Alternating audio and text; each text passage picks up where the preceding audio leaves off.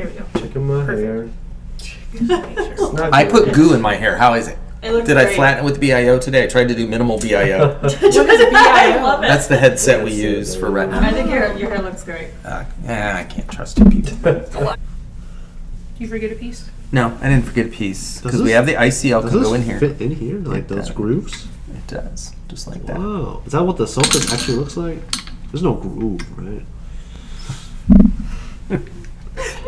No, Dr. Cha, the only groove there is by the zonules. Okay. Oh my God. Every time I see it, I'm like, is that groove supposed to be there? I love it. Greatest Where'd you go to school anatomy. Look, I didn't do good in anatomy either, so it's fine. I'm more an optics guy. I still think it's Galilean. I still think it's It Galilean. looks kind of flat, actually. But anyway. It's a piece of plastic. Hi, welcome to Days of Our Eyes. I'm Dr. King. And I'm Dr. Cha. Today we're going to talk about refractive surgery. What is it? What types are available? We even brought our high-tech props. Keep watching, learn more.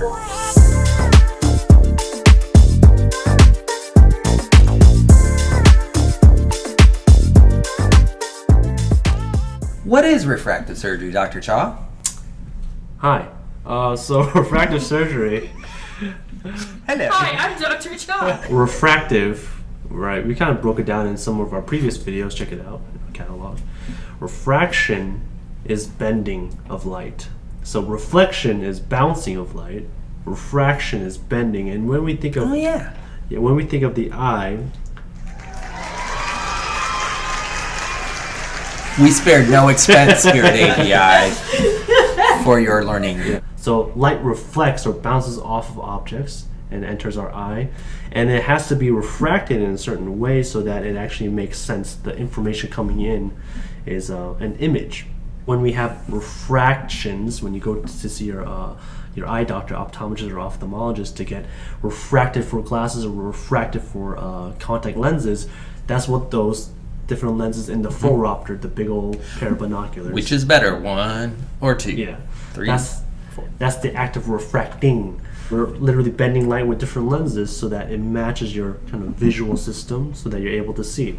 So a refractive surgery is that process, that correction for your vision, but in a surgical manner, more or less a permanent fashion. Basically, we're going to do surgery on the eye to correct the refractive powers so that everything is in focus without the aid of something outside the eye.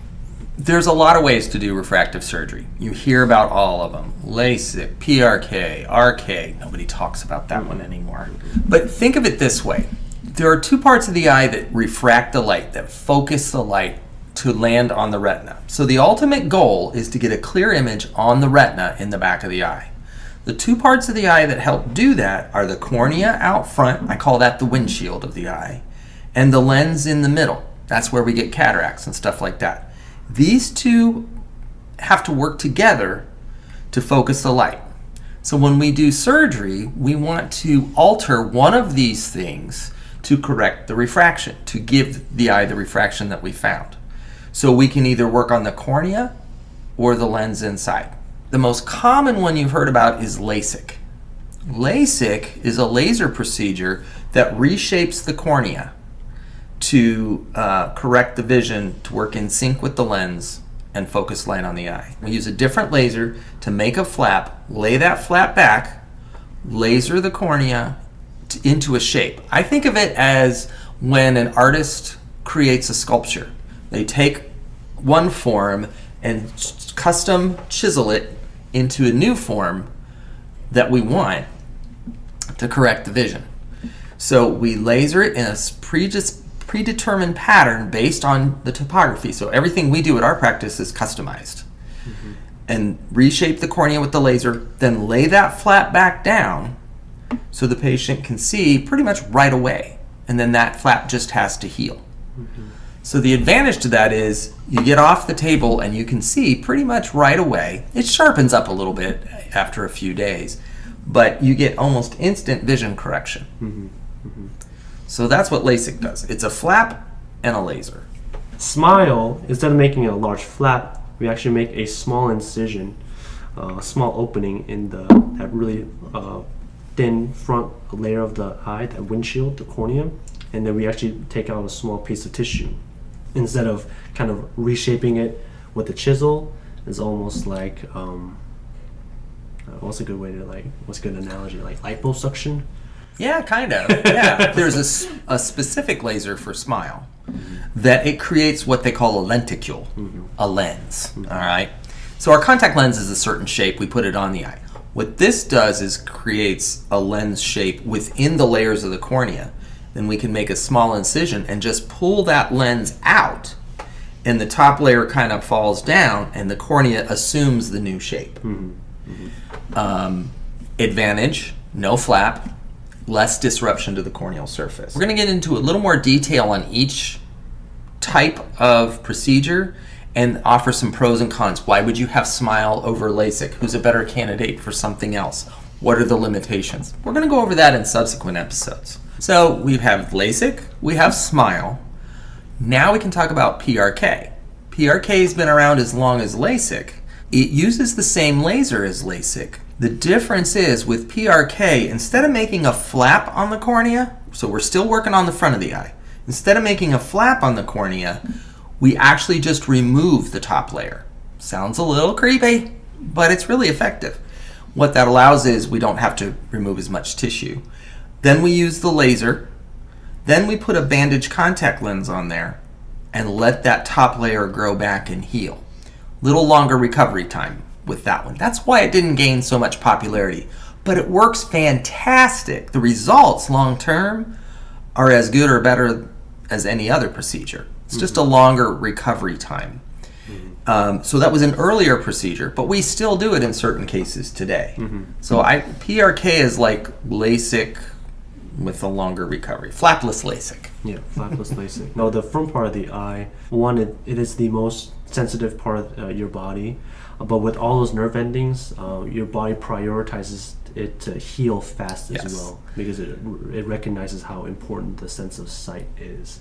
That's the advantage to corneal surgeries. It's the fastest healing tissue in the entire human body. So when we do something to the cornea, it heals in days, not months. That's a big deal. That's why we're able to do most of these procedures. Yep. So we have LASIK with the flap, we have smile with the lenticule, and we have PRK with the without the flap. Without the flap. So yeah, that's the corneal stuff. Then say the cornea's got issues, we shouldn't touch it. What about in here? What can we do with the lens? What can we do with the lens, Dr. Cha?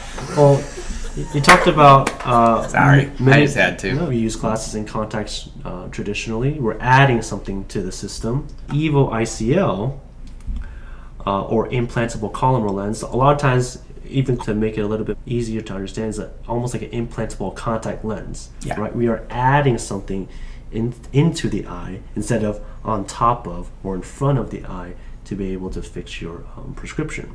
It looks a lot like this. Yeah, it's clear. And we pretty much, implant what you would need in front of the eye into the inside the eye. Of course, not one-to-one. The numbers are completely different.